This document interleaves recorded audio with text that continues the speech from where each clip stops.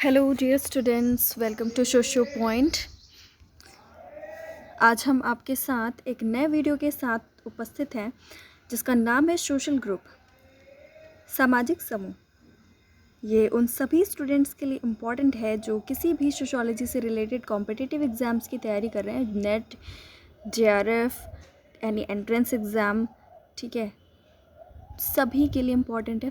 फ़िलहाल ये video BA semester 1 वालों के लिए बनाया गया है क्योंकि उनके हमेशा थ्योरी बेस्ड एग्ज़ाम होते थे, बट इस बार मल्टीपल चॉइस बेस्ड एग्ज़ाम होने वाला है, एमसीक्यू बेस्ड। तो ये वीडियो ख़ास उनके लिए बनाया गया है जिसका विषय है सामाजिक समूह या सोशल ग्रुप। ये आपको हिंदी और इंग्लिश दोनों मीडियम्स में मिलेगा। किसी भी मीडियम को कोई दिक्कत नहीं होगी, इसलिए दोनों ही लोग इससे हेल्प ले सकते हैं। चलिए शुरू करते हैं हम लोग। पहला क्वेश्चन, सोरोकिन ने समूह के कितने आधार बताए? How many basis of social group told by Sorokin. जैसा कि आपको मालूम है कि सामाजिक समूह क्या होता है। सामाजिक समूह ऐसे व्यक्तियों का संग्रह होता है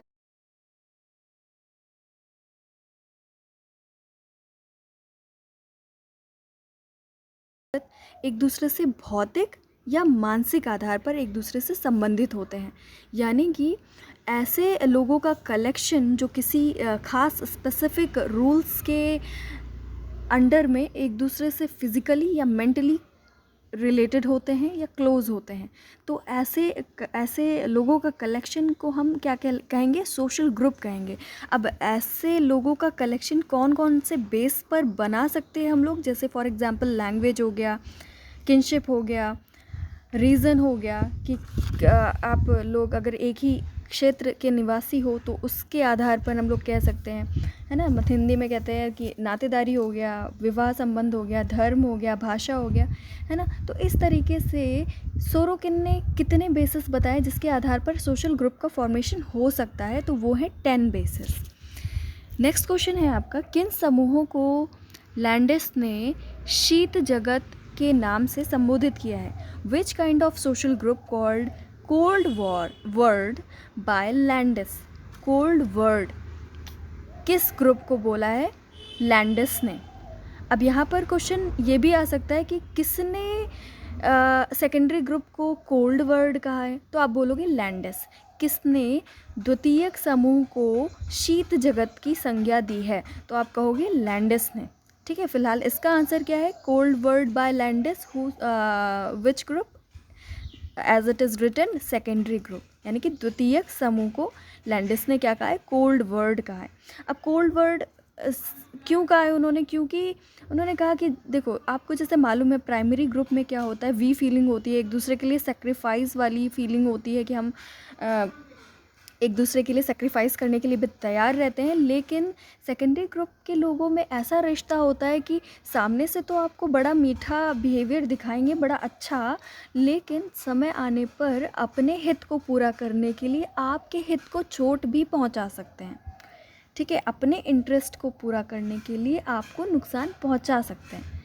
ठीक है, मतलब वैसे वायलेंस नहीं करेंगे, फिज़िकल वायलेंस नहीं, but this is another kind of violence, जिसकी वजह से लैंडिस ने कहा कि इट इज़ कोल्ड वर्ल्ड, या ये शीत जगत है, द्वितीयक समूह। ठीक है, उसके बाद नेक्स्ट क्वेश्चन है, उन समाजशास्त्रियों के नाम बताइए जिन्होंने समूह का वर्गीकरण उसमें पाए जाने वाले सदस्यों की संख्या के आधार पर किया है। Name the sociologist who given classification of social group on basis of number of member in a group. मतलब एक समूह में कितने सदस्य हैं, उनकी संख्या कितनी है, इस आधार पर वर्गीकरण किया है, इस आधार पर क्लासिफिकेशन किया है। किसने? लेकिन दो लोग हैं, जॉर्ज सिमिल एंड वॉन वेस। ठीक है, वॉन वेस एंड जॉर्ज सिमिल, इन दोनों लोगों ने कहा कि ग्रुप में मेंबर की नंबर कितने हैं उसके अकॉर्डिंग हम इसको क्लासीफाई कर सकते हैं। ठीक है, नेक्स्ट क्वेश्चन है, मिलर ने सामाजिक समूहों को कितने भागों में विभाजित किया? How many divisions of social group given by Miller. ठीक है, मिलर ने दो टाइप्स के बताए हैं, 2 टाइप्स के ग्रुप बताए हैं, एक तो वर्टिकल और दूसरा कौन सा है, हॉरिजॉन्टल। ठीक है, हिंदी में क्या कहते हैं, वर्टिकल को उदग्र समूह, vertical group, then another is समतल समूह या हॉरिजॉन्टल ग्रुप। ठीक है, अब ये जो समतल लिखा है उसको क्षैतिज भी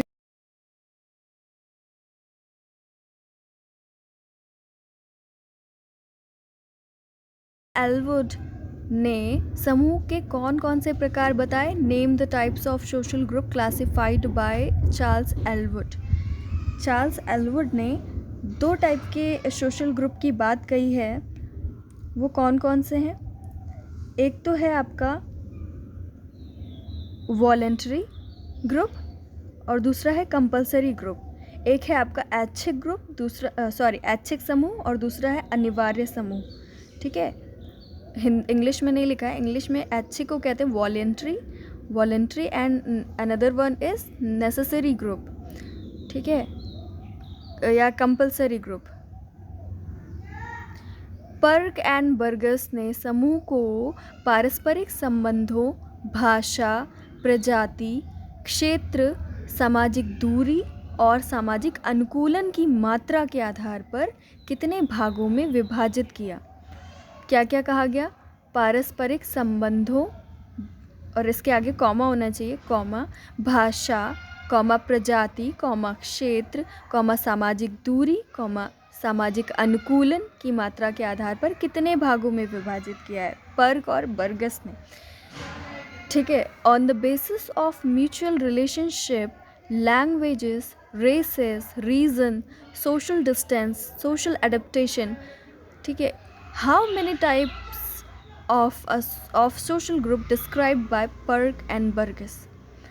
तो 6 टाइप्स बताएं पर्क और बर्गस ने, 6 भागों में विभाजित किया। मैकाइवर एंड पेज के समूह के कितने प्रकार हैं, how many types of social group given by MacIver and page, ये पूछा जा सकता है बट इसका डिटेल में नहीं आएगा वैसे। ठीक है, तो इसीलिए 3 टाइप्स, ठीक है, 3 प्रकार बताएं मैकाइवर एंड पेज ने। ठीक है, इसमें इन्होंने कहा कि एक क्षेत्रीय समूह होता है, दूसरा हितों के प्रति चेतन समूह जिनका निश्चित संगठन नहीं होता है, और तीसरा होता है हितों के प्रति चेतन समूह जिनका निश्चित संगठन होता है। ठीक है, territorial unities, interest conscious unities without definite organisation, then next is interest conscious unities with definite organisations. ठीक है, ये 3 टाइप्स इन्होंने बताए। क्षेत्रीय समूह या टेरिटोरियल यूनिटीज़ का मतलब होता है जैसे गांव हो गया, आपका नेबर हो गया, राष्ट्र, पूरा राष्ट्र हो सकता है, नेशन हो सकता है, नगर हो सकता है। ठीक है, और सिटीज़ इंग्लिश में, कम्युनिटी बोल सकते हैं, जनजाति बोल सकते हैं, समुदाय और जनजाति। ठीक है, ट्राइब्स, तो ये सारे होते हैं आपके टेरिटोरियल यूनिटीज़। ठीक है, जिनका रिलेशन क्षेत्र से होता है, टेरिटरी से होता है। देन जो इन्होंने सेकंड बताया, हितों के प्रति चेतन समूह जिसका संगठन नहीं होता है निश्चित, interest conscious unities without definite organisation, जैसे कि सोशल ग्रुप हो गया आपका, सोशल क्लास हो गया आपका, सामाजिक वर्ग। इसके अलावा रेशियल ग्रुप हो गया आपका, प्रजातीय समूह, प्रजातियाँ देखो कितनी सारी होती हैं, कितने सारे एक ही प्रजाति के लोग होते हैं बट बहुत ही बिखरे हुए होते हैं और उनका कोई डेफिनेट ऑर्गेनाइजेशन नहीं देखने को मिलता आपको। ठीक है, इसी तरीके से आप राष्ट्रीय समूह को भी बोल सकते हो। ठीक है, और भीड़ को भी बोल सकते हो, क्राउड भी होता है इसमें एक एग्जाम्पल।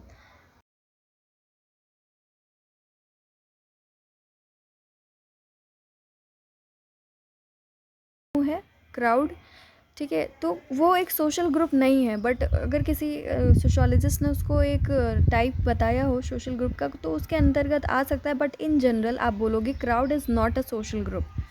ठीक है, फिर आता है आपका जो लास्ट वाला इन्होंने बताया, interest conscious unities with definite organisation, हितों के प्रति चेतन समूह जिसका निश्चित संगठन होता है, तो उसमें आपको देखने को मिलता है आपकी फैमिली हो गई, है ना, आप संगठित हो, आप ऑर्गेनाइज्ड हो, ठीक है, और खेल के साथी हो गए, आपके टीम मेंबर्स हो गए, क्लब्स, ठीक है, स्टेट, चर्च, इस तरीके की चीज़ें, ठीक है। आपके नॉलेज के लिए ये बता दिया, बट मुश्किल है ये आना एग्ज़ाम में।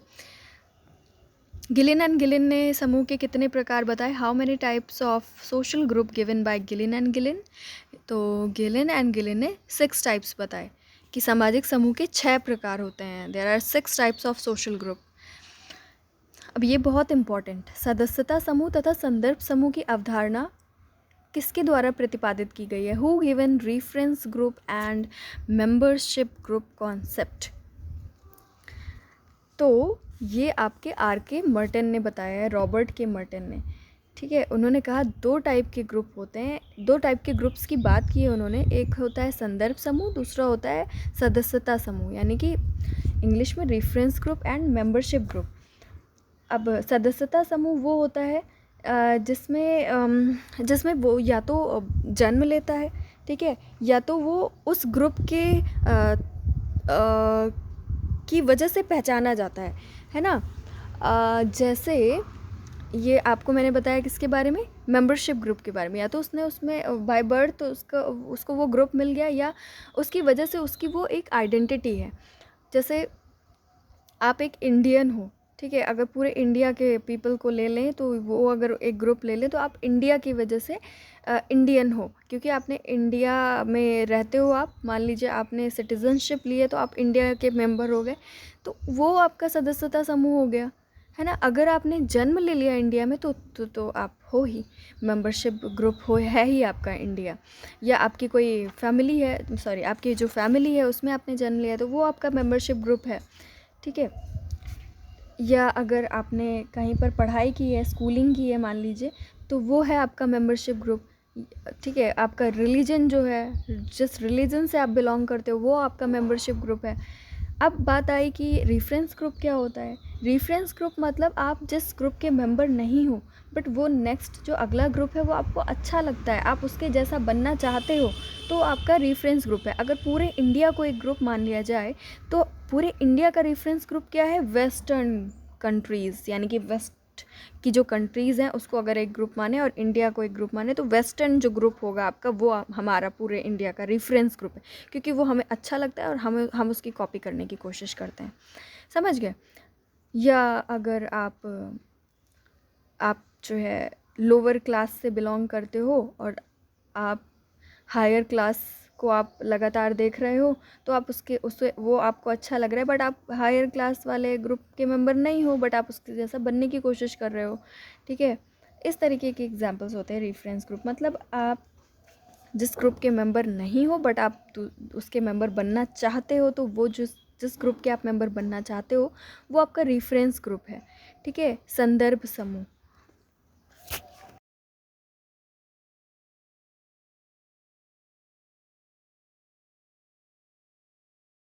Of concept in group and out group, ये एंड ग्रुप लिखा हुआ है ना, in group and out group. In group and out group का कॉन्सेप्ट समनर ने दिया है, ठीक है।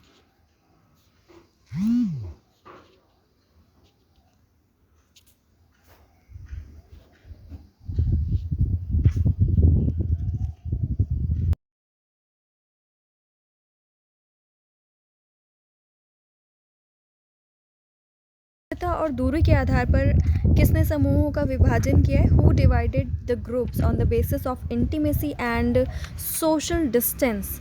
तो वो समनर ने किया है, ठीक है। देखो, इंटीमेसी एंड सोशल डिस्टेंस के बेस पर उन्होंने डिवीज़न किया है, ना कि ये सोशल ग्रुप के नेम्स हैं। समनर के सोशल ग्रुप के नेम क्या है? इन ग्रुप एंड आउट ग्रुप, अंतः समूह और बाह्य समूह, ठीक है। बाह्य समूह को सामाजिक दूरी के आधार पर बताया है, कॉमन सेंस है। घनिष्ठता के आधार पर इन ग्रुप बताया है, ठीक है। तो 2 हो गए, 2 ग्रुप हो गए और 2 बेस हो गए।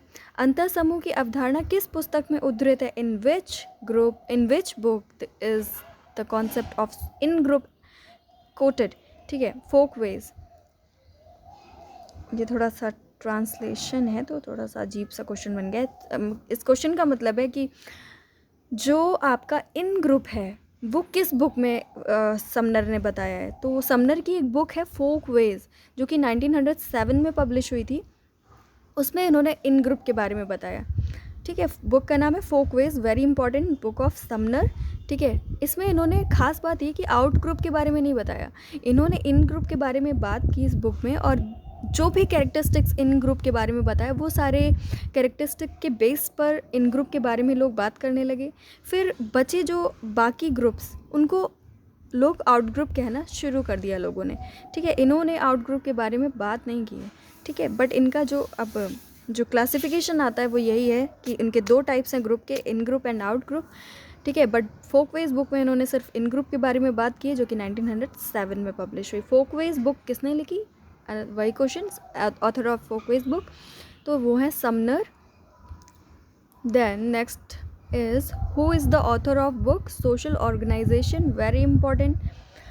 सोशल ऑर्गेनाइजेशन 1909 में पब्लिश हुई। ये पुस्तक किसने लिखी? C.H. कूले, चार्ल्स कूले ने लिखी है ये बुक। ठीक है, what is the classification of social group by Tonnies? Tonnies एक जर्मन सोशोलॉजिस्ट हैं। ठीक है, उनके ग्रुप का क्लासिफिकेशन पूछा जा रहा है, तो जेमेनशेफ्ट एंड जेशलसेफ्ट याद कर लीजिए, बहुत इंपॉर्टेंट है ये। टॉनीज़ के द्वारा दिया गया समूह का वर्गीकरण क्या था? जेमेनशेफ्ट एंड जेशलसेफ्ट, जर्मन वर्ड्स हैं ये एक। ठीक है, चलिए। अंतर समूह और बाह्य समूह की अवधारणा का प्रतिपादन किसने किया? सेम वही क्वेश्चन, इन ग्रुप और आउट ग्रुप के बारे में किसने बोला? तो ऊपर हमने बात की, समनर ने। प्राथमिक समूह और द्वितीयक समूह की अवधारणा का प्रतिपादन किसने किया? तो वो है Charles Cooley. Which group of Charles Cooley? ठीक है, ये आपको बताती हूँ, इंग्लिश में नहीं लिखा हुआ है। प्राथमिक समूह और द्वितीयक समूह की अवधारणा का प्रतिपादन किसने किया? Who given the concept of primary group and secondary group? तो दिया किसने? चार्ल्स कूले ने। ऊपर हमने चार्ल्स कूले जी की बुक के बारे में बात की थी, बहुत इंपॉर्टेंट, सोशल ऑर्गेनाइजेशन। ठीक है, सोशल ऑर्गेनाइजेशन में ही इन्होंने प्राइमरी ग्रुप के बारे में बात की है, जो कि 1909 में पब्लिश हुई है। ठीक है, इसमें इन्होंने प्राइमरी ग्रुप के बारे में बताया। तो इन्होंने ही प्रतिपादन किया प्राथमिक समूह और द्वितीयक समूह की अवधारणा का। He coined the term primary group and secondary group. Okay, तो ये है Charles Cooley. Which group of Charles Cooley describes about formality? औपचारिकता चार्ल्स कूले द्वारा प्रतिपादित किस समूह से संबंधित है? औपचारिकता शब्द। ठीक है, सेकेंडरी ग्रुप यानी कि द्वितीयक समूह।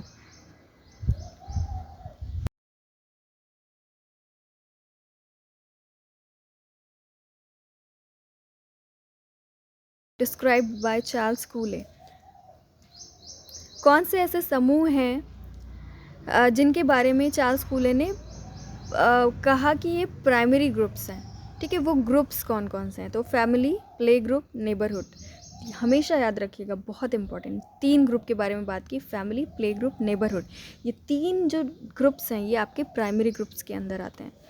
चार्ल्स कूले द्वारा प्रतिपादित प्राथमिक समूह में किन समूह को सम्मिलित किया गया? तो वही है हिंदी में 3 समूह, परिवार, क्रीड़ा समूह और पड़ोस। एक तो होता है जिसमें आपने जन्म लिया, वो फैमिली हो गई, और जिसके साथ आप खेलते हो बचपन में वो का क्रीड़ा समूह है, वो आपको बहुत कुछ सिखाता है। देन जिससे आप इंटरेक्ट करते हो, जो बड़े बूढ़े आस पड़ोस के लोग, यानी कि वो आपका पड़ोस यानी कि नेबरहुड। ठीक है, 3 है, बहुत important. Which group is also known as nursery of human nature?